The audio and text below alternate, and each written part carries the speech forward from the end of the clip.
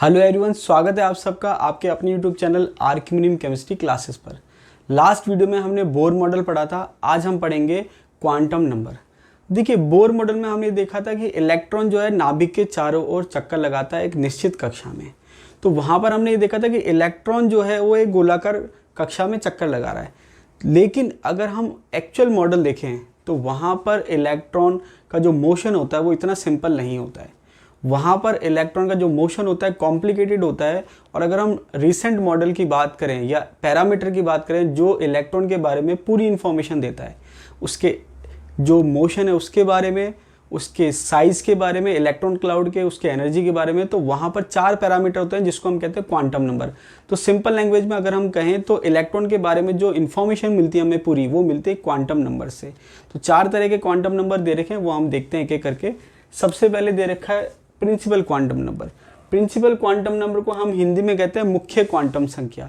और ये जो है बोर ने दिया था, इसको हम n से रिप्रेजेंट करते हैं, स्मॉल n से रिप्रेजेंट करते हैं प्रिंसिपल क्वांटम नंबर को। किसने दिया था? बोर ने। यहाँ पर n की जो वैल्यू है वो चलती है, स्टार्ट होती है 1 से। देखिए, यहाँ पर आपको क्वांटम नंबर ध्यान रखना है कि किसकी वैल्यू क्या क्या हो सकती है और क्या क्या होती है। तो यहाँ पर जो प्रिंसिपल क्वांटम नंबर है, मुख्य क्वांटम संख्या है, उसकी वैल्यू 0 नहीं होती। ये आप ध्यान रखना, n की जो वैल्यू है वो 0 नहीं होती है, ये बात आपको ध्यान रखनी है। ठीक है, n की वैल्यू जो स्टार्ट होती है वो होती है 1 से, 1 2 3 4 और आगे जाएंगे तो और बढ़ती जाएगी। उसके बाद जो क्वेश्चन बनता है इस पे, सबसे जो पहला क्वेश्चन बनता है वो ये है कि प्रिंसिपल क्वांटम नंबर जो है, मुख्य क्वांटम संख्या जो है, वो किसके बारे में बताता है। तो यहाँ पर आपको ध्यान रखना है कि ये साइज के बारे में बताता है। किसके बारे में बताता है? साइज। अब देखिए, 2 टर्म होती है, एक होती है साइज और एक होती है शेप। दोनों में फ़र्क है। शेप का मतलब होता है आकृति, जैसे एक गोलाकार है या वर्ग है या चतुर्भुज है, कुछ भी आप कहें तो ये शेप है। साइज का मतलब क्या है? उसका आकार कितना है। जैसे मैंने कहा एक गोला है, ये छोटा है, और एक ये है बड़ा है। तो यहाँ पर दोनों का शेप सेम है, गोलाकार, लेकिन साइज क्या है? बड़ा। तो यहाँ पर आपको ध्यान रखना है कि जो मुख्य क्वांटम संख्या है वो साइज के बारे में बताती है, शेप के बारे में नहीं बताती है। मतलब आकार के बारे में बताती है, आकृति के बारे में नहीं बताती है। ठीक है, ये आपको ध्यान रखना है। साइज, अब साइज किसका? साइज ऑफ ऑर्बिटल और इलेक्ट्रॉन क्लाउड। ऑर्बिटल का साइज या इलेक्ट्रॉन के क्लाउड का साइज, कि उसका साइज क्या है, उसके बारे में ये बताती है। ब्रैकेट में मेंशन कर रखा है average distance of electron from the nucleus. नाभिक से इलेक्ट्रॉन की दूरी कितनी है उसको ये बताता है। ठीक है, समझ में आ गई बात? Size of orbital. अब देखिए, एक्चुअल में होता क्या है कि ऑर्बिटल जो है, जिसको हम हिंदी में कक्षक कहते हैं, क्या कहते हैं? कक्षक। देखिए, एक होता है ऑर्बिट और एक होता है ऑर्बिटल। ऑर्बिट को हम शेल भी कहते हैं, ऑर्बिटल अलग है। तो ऑर्बिट और शेल को हिंदी में कहते हैं कोश या कक्षा, और ऑर्बिटल को हम कहते हैं कक्षक। तो अगर आपसे कोई पूछे ऑर्बिटल क्या होता है, तो ऑर्बिटल का मतलब क्या है कि नाभिक के चारों तरफ 3 डायमेंशन में वह स्पेस जहां पर इलेक्ट्रॉन के पाए जाने की प्रायिकता क्या होती है? अधिकतम होती है। The space around the nucleus where the probability of finding an electron is maximum. मतलब नाभिक के चारों ओर इलेक्ट्रॉन के पाए जाने की प्रायिकता जहां पर अधिकतम होती है उसको हम ऑर्बिटल कहते हैं। तो ऑर्बिटल कुछ नहीं है, इलेक्ट्रॉन जब गति करता है तो वो एक आकृति का निर्माण करता है, और आकृति का जो निर्माण होता है उसको हम ऑर्बिटल कहते हैं। मतलब वहां पर इलेक्ट्रॉन के पाए जाने की प्रायिकता क्या होती है? अधिकतम होती है। ठीक है, तो यहाँ पर हमने सिंपल सी बात कही कि जो साइज है ऑर्बिटल का या इलेक्ट्रॉन क्लाउड का, वो ये बताता है। और वो साइज कैसे हम डिसाइड करें? Average distance of electron from the nucleus. Simple से आपको ध्यान रखना है, साइज के बारे में बता रहे हैं। ठीक है, दूसरी बात है energy of electron in main shell. देखिए, आगे हम जब इलेक्ट्रॉनिक कॉन्फ़िगरेशन पढ़ेंगे तो वहाँ पर हम देखेंगे कि जो इलेक्ट्रॉन की ओवरऑल एनर्जी है वो 2 चीज़ से डिसाइड होगी, एक आपके मेन शेल से और एक सब शेल से। ठीक है, तो यहाँ पर जो मेन शेल है उसकी एनर्जी के बारे में ये बताता है। जैसे हमने बोर का मॉडल पढ़ा था, वहाँ हमने देखा था कि जैसे जैसे आप कोश की संख्या बढ़ा रहे हैं, इसका मतलब क्या है? मुख्य क्वांटम संख्या बढ़ा रहे हैं, वैसे वैसे ऊर्जा का मान जो होता है वो क्या होता है? बढ़ता है। ये हमने लास्ट वीडियो में देख लिया था। तो यहाँ पर ये एनर्जी बता रहा है किसकी? मेन शेल की। ठीक है, उसके बाद total number of electron in main shell, ये आपके 2 बार एग्जाम में पूछा जा चुका है। ठीक है, स्कूल लेक्चर के एग्जाम में पूछा जा चुका है। देखिए, स्कूल लेक्चर में क्वेश्चन पूछा जा चुका है, total number of electron in main shell. जो मेन शेल है उसमें टोटल नंबर ऑफ इलेक्ट्रॉन का फॉर्मूला क्या है? तो टोटल नंबर ऑफ इलेक्ट्रॉन का फॉर्मूला क्या है? 2n²। इसका मतलब क्या हुआ कि जैसे मान लीजिए यहाँ हम समझने के लिए देख लेते हैं, यहाँ मैं एक बना लेता हूँ, यहाँ बना देता हूँ, ठीक है। ये मैंने कहा नाभिक है, ये मैंने कहा शेल है, ठीक है। ये मैंने शेल बना दिए। तो ये शेल जो है नंबर जब आप देते हो मुख्य क्वांटम संख्या n बराबर 1, n बराबर 2, n बराबर 3, और ये मैं बना लेता हूँ n बराबर 4, ठीक है। ये मैंने क्या करा, एक मॉडल बनाया जिसमें मैंने कहा कि भाई मुख्य कोश जो है उसके लिए पहले के लिए n बराबर 1, n बराबर 2, n बराबर 3 और n बराबर 4। अब यहाँ पर ये क्या कह रहा है, साइज़ की हमने बात कर ली, जो इलेक्ट्रॉन की दूरी है वो क्या हो रही है, बढ़ रही है, ठीक है। दूसरी बात हमने कहा energy of electron in main shell, जैसे जैसे n की वैल्यू बढ़ रही है वैसे वैसे E की वैल्यू क्या हो रही है, बढ़ रही है, ठीक है। n की वैल्यू बढ़ेगी तो E की वैल्यू क्या होगी, बढ़ेगी, ठीक है। अगर आपको ध्यान हो तो लास्ट वीडियो में हमने देखा था E is proportional to z² upon n², ये आपको ध्यान रखना है। अब आप सोचेंगे कि भाई n नीचे आ रहा है, E ऊपर आ रहा है, लेकिन यहाँ पर माइनस भी था, ठीक है, -13.6 z² अपॉन n²। तो यह थोड़ा सा आप कंफ्यूज मत होना, यहाँ पर अगर n की वैल्यू बढ़ रही है तो E की वैल्यू क्या होगी, बढ़ेगी, ठीक है। ये मैंने आपको बता दिया था। इसके बाद अगर हम बात करें total number of electron in main shell, तो 2n² का फॉर्मूला है। तो अब यहाँ पर मैं क्या करता हूँ, n की वैल्यू पुट करता हूँ। n की वैल्यू अगर मैं 1 रखूँगा तो 1 का स्क्वायर 1 होता है, तो क्या हो जाएगा, यहाँ लिख देता हूँ मैं सॉल्व करके, 2 × 1 का square equals to 2 × 1 equals to 2, ठीक है। अब मैंने कहा n की वैल्यू 2 है, अब n की वैल्यू 2 करेंगे तो क्या हो जाएगा, 2 × 2 का स्क्वायर, तो ये जाएगा 2 × 4 इक्वल्स टू 8, ठीक है। ये मैंने n की वैल्यू 2 रखी, मैं n की वैल्यू 3 रख देता हूँ। देखिए ये सब आगे हम इसको क्रॉस चेक करेंगे, सॉल्व करेंगे, तब आप समझेंगे कि सारे फॉर्मूले एक दूसरे से इंटरलिंक्ड है, ठीक है। इंटरलिंक्ड है मतलब मिले हुए हैं, ठीक है। तो वहाँ पर आपको कोई प्रॉब्लम नहीं होगी समझने में। दोनों चीज़ से हमको, वैसे बिना फॉर्मूले के भी कोई पूछे तो भी हम निकाल सकते हैं, और फॉर्मूले से पूछे तो भी हम निकाल सकते हैं। तो n की वैल्यू 3 रखी तो क्या हो जाएगा, 2 × 3 का स्क्वायर, तो ये हो जाएगा 9, 18, ठीक है। लास्ट देख लेते हैं 4 के लिए, n इक्वल्स टू 4, n की वैल्यू मैंने 4 रख दी, ये हो गया 2 × 4 का स्क्वायर। तो देखिए 2 × 4 का स्क्वायर कितना हो गया, 4 चौक 16, 16 दूनी 32। इसका मतलब ये हुआ कि आपके पहले कोश में अधिकतम कितने इलेक्ट्रॉन आ सकते हैं, 2। जब n की वैल्यू 1 है तो अधिकतम कितने इलेक्ट्रॉन आ सकते हैं, 2। n की वैल्यू 2 है तो अधिकतम कितने इलेक्ट्रॉन आ सकते हैं, 8। n की वैल्यू 3 है तो अधिकतम कितने आ सकते हैं, 18। और n की वैल्यू 4 है तो अधिकतम कितने इलेक्ट्रॉन आ सकते हैं, 32। तो ये फॉर्मूला एग्जाम में 2 बार पूछा जा चुका है, ठीक है। इसके बाद अगर हम बात करें नॉमेनक्लेचर ऑफ मेन शेल, तो यहाँ पर हमने क्या करा है, जैसे n की वैल्यू स्टार्ट हो रही है वैसे हमने नॉमेनक्लेचर दे रखा है। तो नॉमेनक्लेचर क्या दे रखा है, जब n की वैल्यू 1 है उसको हम कहते हैं k, फिर l, फिर m और फिर n, k l m n। तो अगर कोई कह रहा है k शेल है, इसका मतलब n की वैल्यू 1 है। कोई कह रहा है l शेल है, n की वैल्यू 2 है, m के लिए n की वैल्यू 3 है, n के लिए n की वैल्यू क्या है, 4 है। समझ में आ रही बात। तो बेसिकली इस पे जो क्वेश्चन पूछा जा चुका है वो 2 क्वेश्चन पूछे जा चुके हैं।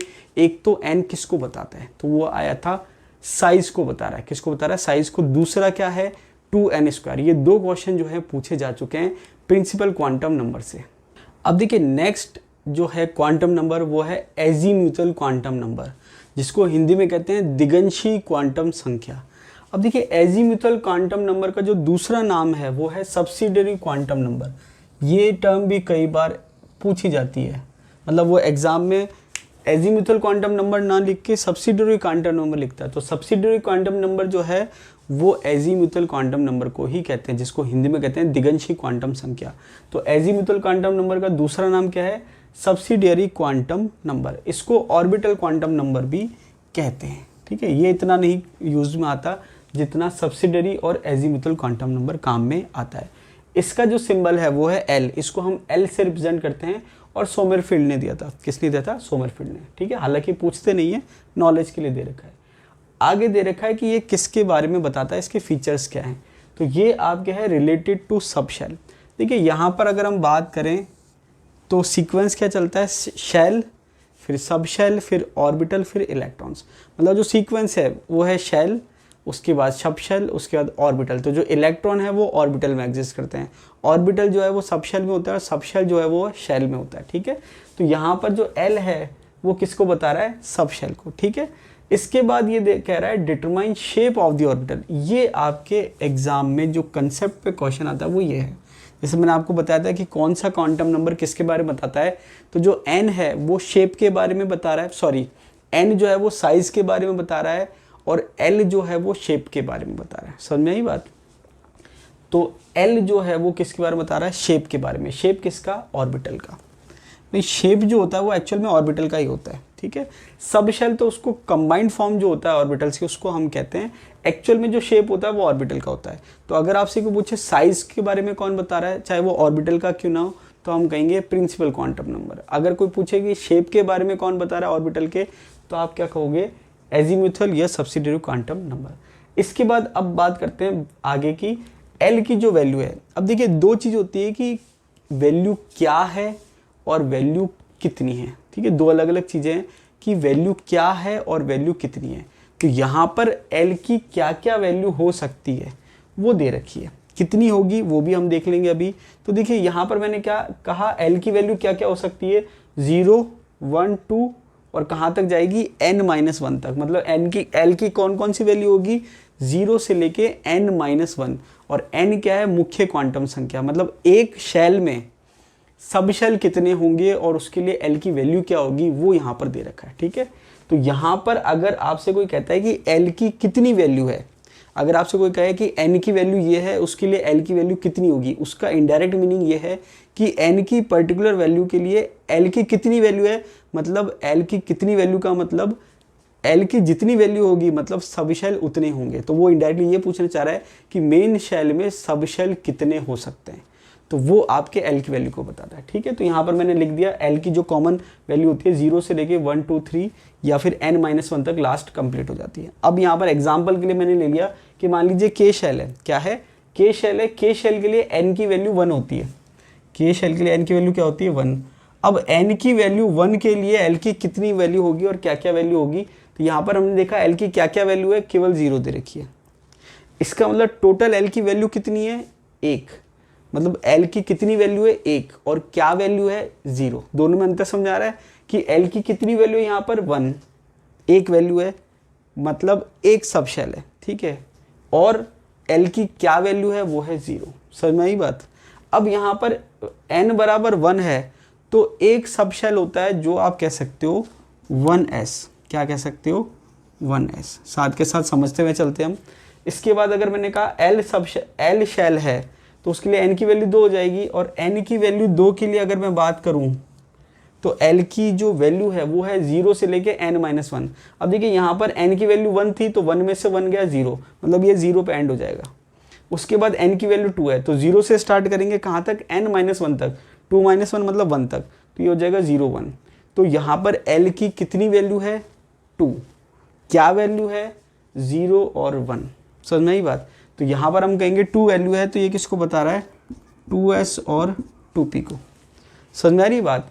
इसके बाद अगर मैं कहूँ n की वैल्यू 3 है तो l की वैल्यू स्टार्ट कहाँ से होगी, 0 से, और कहाँ एंड होगी, n-1 मतलब 3-1 2 पे एंड होगी, तो ये जगह 0, 1, 2।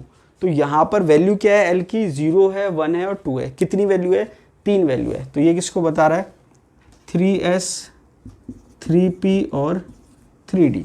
समझ में आ रही बात। इसके बाद n की वैल्यू 4 है तो 4 के लिए ये बता रहा है n की वैल्यू 4 है, मतलब l की वैल्यू स्टार्ट 0 से होगी, n-1 मतलब 4-1 3 तक, तो 0, 1, 2, 3। इसका मतलब 4 सब शेल हैं। कितने सब शेल हैं, 4 कौन कौन से हैं, 4s, 4p, 4d और 4f। तो यहाँ पर अगर आपसे कोई पूछता है कि n की वैल्यू 4 है उसके लिए l की कितनी वैल्यू होगी, तो l की कितनी वैल्यू का मतलब सब शेल कितने होंगे। तो आपने देखा n बराबर 1 के लिए एक सब शेल है, कौन सा, 1s। n बराबर 2 के लिए कितने सब शेल हैं, 2, कौन कौन से, 2s और 2p। 3 के लिए 3s, 3p, 3d और 4 के लिए 4s, 4p, 4d और 4f। समझ में आ रही बात।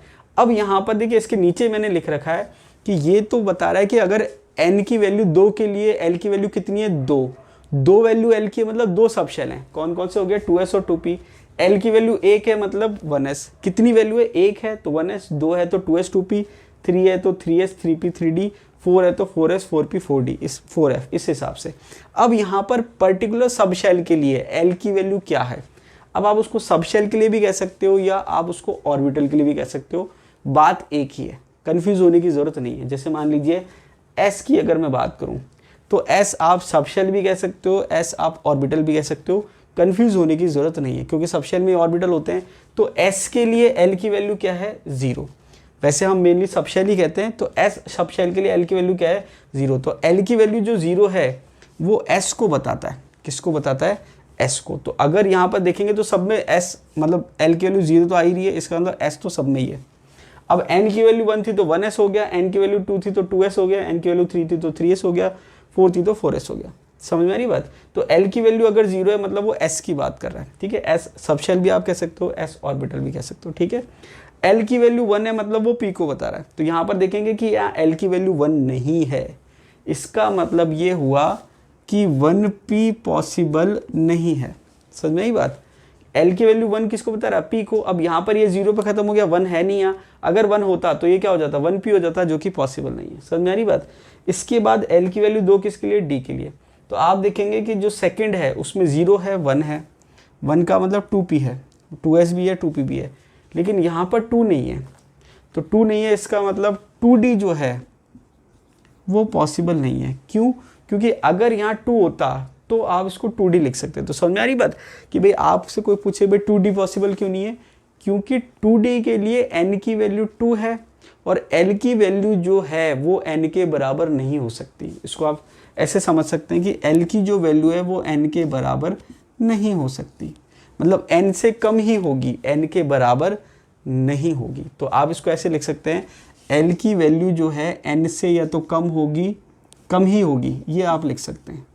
l की वैल्यू जो है n से कम ही होगी, n के बराबर नहीं हो सकती। तो n की वैल्यू अगर 2 है तो l की वैल्यू 2 नहीं हो सकती, ठीक है। ये चीज़ आपको ध्यान रखनी है, ये आपके क्वेश्चन में काम आएगी, कौन सी कंडीशन पॉसिबल है, कौन सी पॉसिबल नहीं है। तो आपने क्या चीज़ देखी कि n की जितनी वैल्यू है, जो वैल्यू है l की उतनी वैल्यू आएगी, और वैल्यू क्या आएगी 0 से लेकर n-1।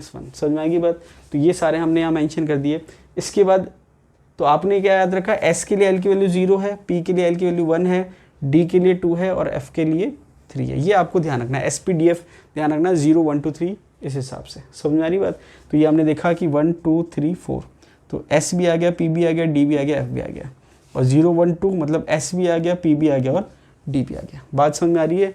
तो ये हमने देखा कि कौन से n की वैल्यू के लिए l की कितनी वैल्यू होगी, और उसके लिए l की जो वैल्यू है वो कौन से सबशेल को या ऑर्बिटल को बता रही है। अगर मैं कह रहा हूँ l की कितनी वैल्यू है, इसका मतलब वो कितने सबशेल पॉसिबल है इसकी बात कर रहा है, ठीक है। और क्या वैल्यू है, वो कौन से सबशेल की बात कर रहा है। समझ में आई बात। जैसे मैंने कहा यहाँ पर l की 3 वैल्यू है, 0 1 2, तो यहाँ पर ये कह रहा है कि 3 सबशेल हैं। अब कौन कौन से हैं वो वैल्यू बताएगी। 0 है तो S है, 1 है तो P है, 2 है तो T है। क्लियर हो गया, ये मैंने बता दिया। अब ये कह रहा है maximum number of electron in the subshell, एक सबशेल में अधिकतम कितने इलेक्ट्रॉन आ सकते हैं, ये इसकी बात कर रहा है। तो इसका फॉर्मूला दे रखा है 2l+1। अब यहाँ पर हम अप्लाई करते हैं। अब जैसे मान लीजिए मैं S की बात करूँ, यहाँ लिख देता हूँ S की बात कर रहा हूँ मैं, ठीक है। तो S के लिए 2l+1। अब S के लिए l की वैल्यू क्या है 0, तो मैं यहाँ फॉर्मूला अप्लाई करता हूँ 2 × 0 + 1, ये S के लिए अप्लाई करा मैंने। तो 2 0 से 0 हो जाएगा और 0 + 1 1 हो जाएगा, 1 × 2 क्या हो जाएगा 2। तो फाइनली कितना आ गया 2। हालांकि आपको सबको याद है, आपको सबको पता है S सबशेल में अधिकतम कितने इलेक्ट्रॉन आ सकते हैं 2, लेकिन अगर वो एग्जाम में ये ना पूछ के फॉर्मूला पूछ ले तो आप सोचेंगे कि वैल्यू तो पता है लेकिन फॉर्मूला हमको पता नहीं है। इसलिए मैं आपको फॉर्मूला लिख भी रहा हूँ और फॉर्मूले से सॉल्व करके भी बता रहा हूँ। अब कई बार हो सकता है कि भाई फॉर्मूला आपको याद नहीं है, तो आप क्या कर सकते हैं, क्रॉस चेक कर सकते हैं। क्रॉस चेक कैसे, आपको इतना तो पता है कि अगर मैं कोई फॉर्मूला अप्लाई करूँगा तो उसके लिए S में इलेक्ट्रॉन की संख्या कितनी आनी चाहिए, 2 आनी चाहिए। तो जो ऑप्शन दे रखे हैं उसको क्रॉस चेक कर लीजिए, ठीक है। ये तरीका होता है। P की बात करें तो 2 × 1 + 1, तो ये हो जाएगा 2 × 1 2, 2 + 1 3, 3 2 6। अब यहाँ पर एक चीज़ और है, कई बार क्या होता है हम जल्दबाजी में गलती कर देते हैं। अगर क्वेश्चन वो ये पूछता है कि एक p ऑर्बिटल में कितने इलेक्ट्रॉन अधिकतम आ सकते हैं, तो वहाँ आंसर होगा 2। अगर वो पूछता है कि p सबशेल में अधिकतम कितने इलेक्ट्रॉन आ सकते हैं, तो आंसर होगा 6। दोनों के लैंग्वेज में समझ में आ रहा है। पी ऑर्बिटल में मैक्सिमम कितने और पी सबशेल में कितने, दोनों में फ़र्क है। तो ये लैंग्वेज आपको क्लियर होनी चाहिए, इसलिए कभी भी जल्दबाजी नहीं करनी चाहिए। देखिए इजी टॉपिक होता है, हम उसको ध्यान से नहीं पढ़ते, हम सोचते हैं ईजी हमको आता है, लेकिन वहाँ पर गलती होने के चांस बढ़ जाते हैं। ठीक है, इसलिए आपको बिल्कुल भी केयरलेस नहीं होना है। ठीक है, बिल्कुल सीरियसली आपको पढ़ना है। तो एस की बात हो गई, पी की बात हो गई। ऐसे डी की अगर हम बात करें तो डी और एफ के लिए भी हम निकाल सकते हैं, तो निकाल लेते हैं 2 2 इंटू 2 प्लस 1, तो ये कितना हो जाएगा 2 जा 4 4 प्लस 1 5 5 2 जा 10, और ये हो जाएगा आपके एफ के लिए 2 2 इंटू 3 प्लस 1 7 2 जा 14। तो ये हमने क्या देखा, एस में कितने इलेक्ट्रॉन आ सकते हैं, एस सब शेल। ये देखिए ये मैं सब शेल लिख रहा हूँ यहाँ पर, ठीक है, जो कि मैंने ऊपर भी मेंशन कर रखा है, maximum number of electron in the sub shell. ये आपको ध्यान रखना है, सब शेल की बात हो रही है। देखिए maximum number of electron in the shell हमने देखा था 2n², क्या देखा था 2n², वो भी हमने निकाला था। अब देखिए इसको हम क्रॉस चेक अगर हम करें तो देखिए यहाँ पर मैं क्रॉस चेक करता हूँ कैसे, ये कंडीशन आपको ध्यान रखनी है। जैसे वो इस टाइप से क्वेश्चन पूछता है कि कौन से क्वांटम नंबर का जो सेट है पॉसिबल है और कौन से क्वांटम नंबर का सेट पॉसिबल नहीं है, तो आपको एक चीज़ ध्यान रखनी है कि n की जितनी भी वैल्यू दे रखी है l की वैल्यू उससे कम ही होनी चाहिए, बराबर नहीं होनी चाहिए। अगर n की वैल्यू 3 दे रखी है और l की वैल्यू भी 3 दे रखी है, मतलब वो गलत है, वो सही क्वांटम नंबर का सेट नहीं है। तो ये जो कंडीशन है l की वैल्यू n से छोटी होनी चाहिए, l की वैल्यू n के बराबर नहीं हो सकती, ये आपको ध्यान रखना है। अब देखिए जो मैंने आपको कहा था कि हम क्रॉस चेक करेंगे, तो क्रॉस चेक करने के लिए मैं आपको बता दूं कि देखिए अभी हमने थोड़ी देर पहले देखा था शेल के अंदर मैक्सिमम इलेक्ट्रॉन का जो फॉर्मूला था वो था 2n²। फिर हमने देखा था n बराबर 1 में कितने आ रहे थे 2, n बराबर 2 में कितने आ रहे थे 8, n बराबर 3 में कितने आ रहे थे 18, और n बराबर 4 में कितने आ रहे थे 32। अब ये हम क्रॉस चेक कर लेते हैं। क्रॉस चेक कैसे कर लेते हैं कि अभी हमने देखा कि एक सब शेल में अधिकतम कितने इलेक्ट्रॉन आ सकते हैं, तो S में 2 आ सकते हैं, P में 6 आ सकते हैं, D में 10 आ सकते हैं, F में 14 आ सकते हैं, ये हमने देख लिया। अब आप देखेंगे कि L, देखिए फर्स्ट शेल की बात कर रहे हैं, तो फर्स्ट शेल में कौन कौन से उपकोष हैं, कोष में कौन से उपकोष हैं या सब शेल हैं, केवल S है। तो केवल S है तो S में कितने इलेक्ट्रॉन आ सकते हैं 2। तो यहाँ पर क्योंकि एक ही सब शेल है तो टोटल इलेक्ट्रॉन कितने हो गए 2, तो देखो 1 में कितने थे 2, मैच हो गया। अब यहाँ पर बात करें 2 की, तो 2s में कितने आ सकते हैं 2, और 2p में कितने आ सकते हैं 6, कितने हो गए 8, सेकंड में कितने हैं 8, समझ में आ रही बात। अब 3 में कितने हो गए, 3s में 2, 3p में 6 और 3d में 10, इनको जब आप जोड़ोगे तो 18 आ जाएगा, समझ में आ रही बात। 4s में 2, 4p में 6, 4d में 10 और ये 14, इनको जब आप जोड़ोगे तो कितना आ जाएगा 32। तो कहने का मतलब ये है कि जो आपने शेल में इलेक्ट्रॉन का फॉर्मूला डायरेक्ट निकाला था, उसको हमने क्या देखा कि सब शेल में कितने इलेक्ट्रॉन आ सकते हैं और एक शेल में कितने सब शेल हैं। तो सब शेल के इलेक्ट्रॉन और उन इलेक्ट्रॉन को हमने टोटल करके देखा, तो क्या हो रहा है, मैच हो रहे हैं, और मैच होने भी चाहिए, समझ में आ रही बात। इसके अलावा एक चीज़ और है, अब जैसे मान लीजिए इसके नीचे हम देखते हैं नेक्स्ट पॉइंट जो दे रखा है, वो दे रखा है, ये सारे पॉइंट हमने कवर कर लिए। नेक्स्ट पॉइंट दे रखा है ऑर्बिटल एंगुलर मोमेंटम। देखिए हमने बोर का मॉडल पढ़ा था, उसमें हमने देखा था एंगुलर मोमेंटम का फॉर्मूला, सिंपल कोणीय संवेग, उसका फॉर्मूला था mvr = nh/2π। अब यहाँ पर ये ऑर्बिटल एंगुलर मोमेंटम कह रहा है, सिंपल एंगुलर मोमेंटम नहीं कह रहा है, ये आपको ध्यान रखना है। एक शब्द लिखा हुआ ऑर्बिटल, ऑर्बिटल एंगुलर मोमेंटम का फॉर्मूला भी इंपॉर्टेंट है, एग्जाम में पूछ सकते हैं, √L L+1 h/2π। देखिए वहाँ पर क्या था, mvr = nh/2π, तो देखिए h/2π तो कॉमन है, h/2π तो क्या है, कॉमन है। वहाँ n था जो कि प्रिंसिपल क्वांटम नंबर है, यहाँ पर उसकी जगह क्या है √L L+1। ये आपको ध्यान रखना है, समझ में आई बात। अब जैसे मान लीजिए अगर मुझे s के लिए पूछ ले, क्या पूछ ले, s के लिए क्या पूछ ले, ऑर्बिटल एंगुलर मोमेंटम कितना होगा, तो मैं कैसे निकालूंगा √L L+1। अब s के लिए आपको l की वैल्यू पता होनी चाहिए, अभी हमने देखा था s के लिए l की वैल्यू कितनी होती है 0। तो यहाँ पर आप फॉर्मूले में पुट करेंगे 0 +1 h/2π, ठीक है। तो यहाँ पर आप देखेंगे कि 0 + 1 1 होता है, लेकिन 1 को 0 से मल्टीप्लाई करेंगे तो 0 आ जाएगा, तो ये 0 आ जाएगा। तो s के लिए ऑर्बिटल एंगुलर मोमेंटम की वैल्यू क्या होती है 0। ऐसे ही आप p के लिए निकाल सकते हैं, d के लिए निकाल सकते हैं, तो वो आप निकाल लेना, ठीक है। नेक्स्ट पॉइंट दे रखा है determine the energy associated with the subshell due to orbital angular momentum. तो देखिए यहाँ पर मैंने आपसे क्या कहा था, कि जब आप इलेक्ट्रॉनिक कॉन्फ़िगरेशन पढ़ेंगे, वहाँ पर जब हम इलेक्ट्रॉनिक कॉन्फ़िगरेशन में इलेक्ट्रॉन भरने का क्रम निकालते हैं, वहाँ पर एक रूल आएगा n+l। इसका मतलब क्या है कि जो इलेक्ट्रॉन की एनर्जी होती है वो दो चीज़ पर डिपेंड करती है, मेन शेल पे और सब शेल पे, या हम इनडायरेक्ट कहें तो n पे और l पे। तो इसका मतलब क्या है कि n का हमने कोणीय संवेग क्या देखा, mvr = nh/2π, और ऑर्बिटल एंगुलर मोमेंटम का फॉर्मूला क्या देखा, √L+1 h/2π। तो कहने का मतलब है दोनों ही कंट्रीब्यूट कर रहे हैं एनर्जी में इलेक्ट्रॉन की। तो ये कह रहा है determine the energy associated with the sub shell. Sub shell से जो एनर्जी एसोसिएटेड है उसके बारे में ये इन्फॉर्मेशन देता है due to orbital angular momentum. और ये एनर्जी किसकी वजह से है, ऑर्बिटल एंगुलर मोमेंटम की वजह से। बहुत ज़्यादा आपको परेशान होने की जरूरत नहीं है। मेन शेल की एनर्जी कौन बता रहा है, principal quantum number. Orbital angular momentum की वजह से एनर्जी जो आ रही है वो कौन बता रहा है, सब्सिडरी या एजीमुथल क्वांटम नंबर। ठीक है, और फाइनल जो एनर्जी डिसाइड होती है वो होती है n+l से, इलेक्ट्रॉन की। इसके बाद कह रहा है order of energy of the subshell. बहुत सिंपल है, सबशेल की एनर्जी का ऑर्डर क्या होगा। तो ये आप सब जानते हैं, s से ज़्यादा एनर्जी p की होती है, p से ज़्यादा d की, d से ज़्यादा f की। अब देखिए इस टाइप से कुछ लिखा हुआ है तो वहाँ पर एक चीज़ मेंशन होनी चाहिए या अंडरस्टूड होनी चाहिए बाय डिफ़ॉल्ट कि प्रिंसिपल क्वांटम नंबर की वैल्यू क्या होगी, सेम होगी। यहाँ पर SPDF को हम कंपेयर कर रहे हैं तो इसका मतलब चारों के लिए n की वैल्यू सेम है। जैसे मान लीजिए 4s, 4p, 4d और 4f, इस टाइप से। ऐसा नहीं है कि s के लिए n की वैल्यू कुछ है और p के लिए कुछ है। तो सबसे सिंपल अगर हम कहें एनर्जी के ऑर्डर की, सब शेल की, order of energy of the sub shell, sub shell की एनर्जी का ऑर्डर क्या है, तो आप कहेंगे s से ज़्यादा p की, p से ज़्यादा d की और d से ज़्यादा f की। अब ये तो सिंपल ऑर्डर है, सब जगह लागू होगा। एक एक्सेप्शन है। एक्सेप्शन क्या है कि अगर 1 इलेक्ट्रॉन सिस्टम है, क्या है, 1 इलेक्ट्रॉन सिस्टम, तो नॉर्मल अगर आपसे को पूछे एनर्जी का ऑर्डर क्या होगा सब शेल का, तो आप कहेंगे SPDF। लेकिन अगर वो कंडीशन मेंशन कर दे 1 इलेक्ट्रॉन सिस्टम है, अब देखिए 1 इलेक्ट्रॉन सिस्टम क्या होता है ये मैं आपको बोर मॉडल में समझा चुका हूँ। ठीक है, 1 इलेक्ट्रॉन सिस्टम के लिए ऑर्बिटल की एनर्जी का ऑर्डर होता है S = P = D = F।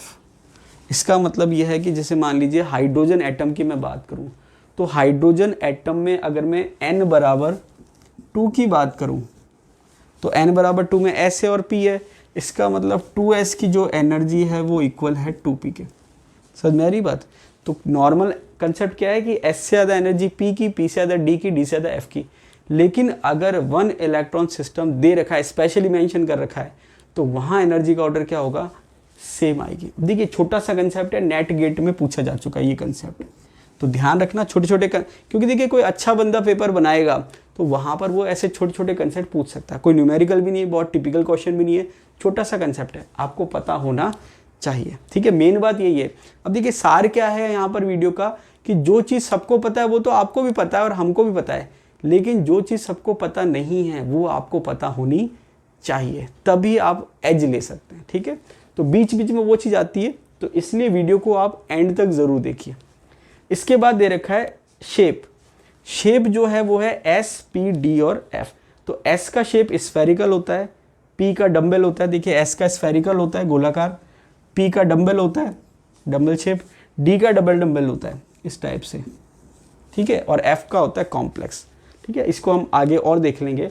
अब यहाँ पर आपको जो चीज़ ध्यान रखनी है वो ये है कि शेप के बारे में बता रहा है।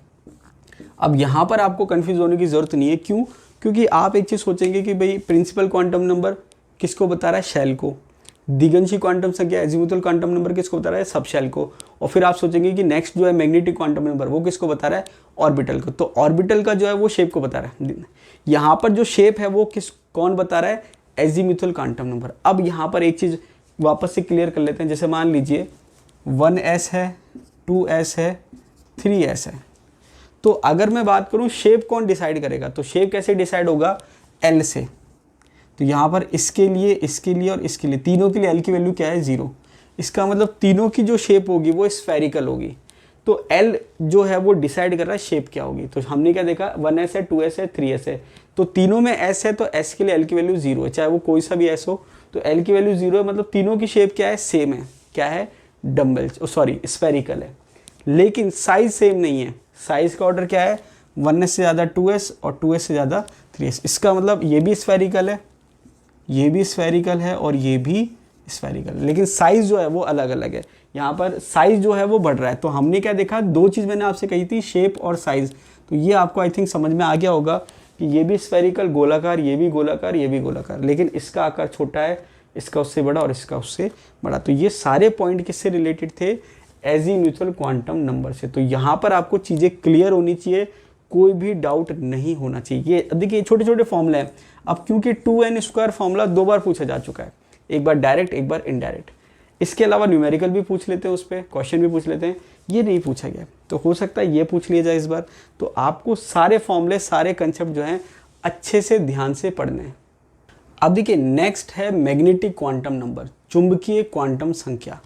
देखिए यहाँ पर मैग्नेटिक क्वांटम नंबर को हम m से बताते हैं और जीमान ने दिया था। देखिए लास्ट वीडियो मैंने आपको बताया था कि चुंबकीय क्षेत्र में जो स्पेक्ट्रल लाइंस होती हैं वो स्प्लिट हो जाती हैं, उसका विपाटन हो जाता है, उसको जीमान इफेक्ट कहते हैं। ये एग्जाम में पूछा जा चुका है। और अगर इलेक्ट्रिक फील्ड हो तो हम स्टार्क इफेक्ट कहते हैं। ये आप ध्यान रखना, एग्जाम में पूछ सकते हैं। अब यहाँ पर मैग्नेटिक क्वांटम नंबर की बात करें, चुंबकीय क्वांटम संख्या m से रिप्रेजेंट करते हैं। जीमान ने इसको डिस्कवर किया था या बताया था इसके बारे में, ठीक है। अब ये क्या बताता है, orientation of orbital in 3 dimensional space. तो ये आपको ध्यान रखना है। तो जो आपको 3 शब्द अभी तक समझ में आए, वो सबसे पहले था साइज, सेकंड नंबर पे था शेप, और तीसरा है orientation. Orientation of orbital in 3D space. अब देखिए इसका मतलब क्या है वो अभी मैं आपको समझाऊंगा। वैल्यूज ऑफ m मतलब कितनी ओरिएंटेशन है स्पेस में। अब क्योंकि हमने n पढ़ लिया है और l पढ़ लिया है, इसका मतलब क्या हुआ कि ऑर्बिटल जो है उसका शेप और साइज डिसाइड हो चुका है। लेकिन क्योंकि सब शेल में एक से ज़्यादा शेल हो सकते हैं, तो वहाँ उनका ओरिएंटेशन क्या होगा वो m बताता है। क्या बताता है, m। अब यहाँ पर सिंपल सा मतलब ये है कि n की कितनी वैल्यू है, इसका मतलब शेल कितने हैं। l की कितनी वैल्यू है, इसका मतलब सब शेल कितने हैं। और m की कितनी वैल्यू है, इसका मतलब ऑर्बिटल कितने हैं। तो ये लैंग्वेज आपको क्लियर होनी चाहिए, कंफ्यूज होने की ज़रूरत नहीं है। वो या तो डायरेक्ट पूछे कि भाई ये एटम है, इसका एटॉमिक नंबर ये है, इसमें ऑर्बिटल कितने हैं, फील्ड ऑर्बिटल या अनफील्ड जो काम में आ रहे हैं, या कितने आपके m की वैल्यू है। तो उस हिसाब से आपको सॉल्व करना है। तो वो जब क्वेश्चन करेंगे तो और क्लियर हो जाएगा। मैं यहाँ पर आपको क्लियर कर रहा हूँ कि इनका मतलब ये होता है। अब यह कह रहा है वैल्यूज़ ऑफ m की क्या क्या वैल्यू है, कितनी वैल्यू, उसके बारे में बात कर रही है। वैल्यूज़ ऑफ m, ठीक है। अब ये कह रहा है m की जो वैल्यू है हम कैसे बताते हैं, 0 ± l। m की वैल्यू किससे बता रहे हैं, 0 से और ±l से, ठीक है। m की वैल्यू किससे बता रहे हैं, 0 ±l। या फिर हम इसको ऐसे बता सकते हैं, -l से शुरू करो और +l तक ख़त्म करो। इसका मतलब क्या हुआ कि l की जो वैल्यू होगी उस पर डिसाइड होगा कि m की क्या क्या वैल्यू है और कितनी वैल्यू है। तो यहाँ पर ये दे रहा है टोटल वैल्यूज़। टोटल वैल्यूज़ का मतलब m की कितनी वैल्यू होंगी, वो होगी टोटल वैल्यूज़ 2l + 1। ये फॉर्मूला हो गया। जैसे हमने कहा था कि l की टोटल कितनी वैल्यू होगी n के लिए, तो हमने देखा था l की टोटल वैल्यू n के बराबर आ रही थी, तो उसके लिए कोई फॉर्मूले की ज़रूरत नहीं थी। और क्या वैल्यू थी, -l से n-1। अब ये कह रहा है कि m की वैल्यू क्या है, 0 ± l या -l से +l। और कितनी वैल्यू है, 2l + 1। कितनी वैल्यू है, 2l + 1। लेकिन किसकी बात कर रही है, सब शेल में। टोटल वैल्यूज़ किसकी, m की, किसके लिए, सब शेल के लिए। ये ध्यान रखना आप। क्या फॉर्मूला है, 2l + 1, जिसको आप क्या कह सकते हो, टोटल ऑर्बिटल या maximum number of orbitals in sub shell. Sub shell की बात कर रहे हैं। तो यहाँ पर हमने देखा, एग्जाम्पल के लिए देख लेते हैं फॉर्मूला लगा के। s के लिए l की वैल्यू 0 होती है, तो m की जो वैल्यू है वो -l से +l। अब l की वैल्यू 0 है तो 0 तो 0 ही होता है, प्लस माइनस का कोई साइंस ही नहीं है, तो 0 आ जाएगा। मतलब m की टोटल कितनी वैल्यू हो गई, 1। देखिए m की वैल्यू क्या है, 0। m की वैल्यू कितनी है, 1। समझ आ रही बात। p के लिए l की वैल्यू 1 हो गई, तो अब m की वैल्यू क्या होगी, -l से +l, तो ये हो जाएगी -1 0 +1। तो वैल्यू क्या है, -1 0 +1। वैल्यू कितनी है, 3। समझ आ रही बात। इसके बाद d के लिए l की वैल्यू 2 हो गई, तो -2 -1 0 +1 +2। कितनी वैल्यू हो गई, 5। f की बात करें तो f के लिए l की वैल्यू 3 है और m की वैल्यू कितनी है, -3 से लेके +3 तक। तो ये आपके हो जाएगा टोटल 7। तो यहाँ पर ये जो m की वैल्यू आ रही है ये बता रही है कि ऑर्बिटल की संख्या कितनी है। हालांकि आप वैसे ही जब पढ़ते हैं तो आपको याद होगी कि s में ऑर्बिटल कितने होते हैं, s सब शेल में ऑर्बिटल कितने होते हैं, 1। पी सब शेल में ऑर्बिटल कितने होते हैं 3, डी में कितने होते हैं 5 और एफ में कितने होते हैं 7। तो देखिए एफ या एस या पी दोनों के लिए काम आ रहा है, S sub shell S orbital, P sub shell और पी ऑर्बिटल। हालांकि क्या होता है उसको हम पर्टिकुलर स्पेसिफाई कर देते हैं। जैसे मान लीजिए कि मैंने कहा पी सब शेल की मैं बात कर रहा हूँ, तो पी सब शेल को मैं ऐसे लिख देता हूँ। तो ये हमने क्या कहा कि पूरा जो है वो पी सब शेल है और ये जो एक है बॉक्स ये ऑर्बिटल है, इसको रिप्रेजेंट करते हैं। और पी जो ऑर्बिटल है अभी हमने देखा था कि सब शेल के हिसाब से शेप डिसाइड होती है। शेप क्या है, जैसे एस सब शेल है तो एस ऑर्बिटल की शेप क्या है स्फेरिकल। अब ध्यान रखना कि यहाँ पर शेप एल डिसाइड कर चुका है पहले ही, तो एस के लिए स्फेरिकल, पी के लिए डम्बल। तो अब यहाँ पर अगर मैं बात करूँ कि पी सब शेल में 3 ऑर्बिटल हैं, तीनों की जो शेप है वो डम्बल शेप है, लेकिन ओरिएंटेशन अलग अलग है, एक की एक्स डायरेक्शन में, एक की वाई में और एक की जेड में।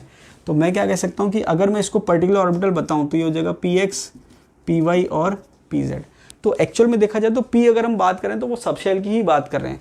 पर्टिकुलर जब हम ऑर्बिटल पे जाते हैं तो हम P X, P Y, P Z mention करते हैं। तो यहाँ पर हम इसको कैसे कह सकते हैं कि भाई ये आपके डम्बल है, मान लीजिए डम्बल शेप है, तो एक आपके एक्स डायरेक्शन में मान लीजिए, ये मान लीजिए एक्स है, तो ये हो जाएगा वाई और ये हो जाएगा जेड। तो कहने का मतलब है शेप तो तीनों के डम्बल है लेकिन तीनों की ओरिएंटेशन अलग अलग है। तो m की जो वैल्यू है वो ऑर्बिटल की संख्या को बताती है। तो आपके दिमाग में एक चीज़ क्लियर हो जानी चाहिए, n की वैल्यू बताती है कोश की संख्या, l की वैल्यू बताती है उपकोश की संख्या या सबशेल की संख्या, और m की वैल्यू बताती है ऑर्बिटल की संख्या या कक्षक की संख्या। तो अगर वो आपसे कुछ पूछता है कि m की कितनी वैल्यू है तो इसका मतलब वो पूछ रहा है कक्षक की संख्या कितनी है। क्लियर हो गया। तो यहाँ पर मैंने कहा पी एक्स, पी वाई और पी जेड। तो ये हमने देखा कि एक उपकोश में कक्षकों की संख्या कितनी होती है। ये डायरेक्ट आपको वैसे भी याद है और हमने फॉर्मूले से भी देख लिया। अब यहाँ पर एक चीज़ ध्यान रखना कि जैसे हम लिखते हैं वैसे वैल्यू नहीं होती। जैसे मान लीजिए हमने क्या कहा कि -l से +l हम लिखेंगे, तो मान लीजिए आपने क्या लिखा -1 0 +1। अब जब हम वैसे लिखते हैं तो नॉर्मली हम लिख देते हैं पी एक्स, पी वाई और पी जेड। तो इसका मतलब ये बिल्कुल नहीं है कि पी एक्स के लिए m की वैल्यू -1 है, पी वाई के लिए m की वैल्यू 0 और पी जेड के लिए m की वैल्यू +1 है। ऐसा बिल्कुल नहीं है। यहाँ पर आपको ध्यान रखना है कि s जो है, अब s की अगर हम बात करें तो m की एक ही वैल्यू आ रही है, वो है 0। तो ये तो क्लियर हो गया कि s के लिए m की वैल्यू 0 होगी। समझ में आ गई बात, ये आपके काम आएगा क्वेश्चन सॉल्व करने में। इसके बाद बाकियों में किसी की भी 0 ऐसा ज़रूरी नहीं है, लेकिन दो चीज़ आपको याद रखनी है, एक तो है पी जेड और एक है डी जेड स्क्वायर। इंपॉर्टेंट है, एग्जाम में पूछते हैं। पी जेड के लिए और डी जेड स्क्वायर के लिए m की वैल्यू 0 होती है। तो ये आपको ध्यान रखनी है, इंपॉर्टेंट है एग्जाम के पॉइंट ऑफ व्यू से। इसके अलावा फिक्स नहीं है। इसके अलावा जैसे मान लीजिए पी जेड तो हमने कह दिया m की वैल्यू 0 है, अब बच गया पी एक्स और पी वाई। तो पी एक्स की वैल्यू +1 भी हो सकती है, -1 भी हो सकती है, और पी वाई की वैल्यू +1 भी हो सकती है और -1 भी हो सकती है। तो आपको क्या ध्यान रखना है कि m की कितनी वैल्यू है जो ऑर्बिटल की संख्या को बताता है। तो सब शेल में क्या है 12+1 फॉर्मूला हो जाएगा। अब देखिए थोड़ी देर पहले अगर आप जाएंगे तो इससे एक चीज़ और क्लियर हो जाएगी कि एक जो ऑर्बिटल, अभी आगे और क्लियर हो जाएगा, एक ऑर्बिटल में अधिकतम इलेक्ट्रॉन की संख्या कितनी आ सकती है 2। कैसे? अभी थोड़ी देर पहले जब हमने पढ़ा था एजीमुथल क्वांटम नंबर, उसमें हमने क्या देखा था कि एक जो सब शेल है उसमें अधिकतम इलेक्ट्रॉन की संख्या कितनी है।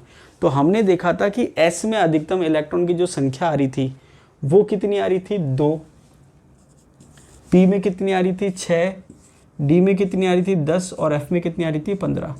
अब आप ये देखेंगे कि जब F में 15 नहीं 14 था, ये आपके मैक्सिमम इलेक्ट्रॉन की संख्या। तो अभी हमने थोड़ी देर पहले देखा था, तो हमने क्या देखा कि जो मैक्सिमम इलेक्ट्रॉन की संख्या है और जो मैक्सिमम ऑर्बिटल की संख्या है, तो ऑर्बिटल की संख्या मैक्सिमम इलेक्ट्रॉन से आधी आ रही है।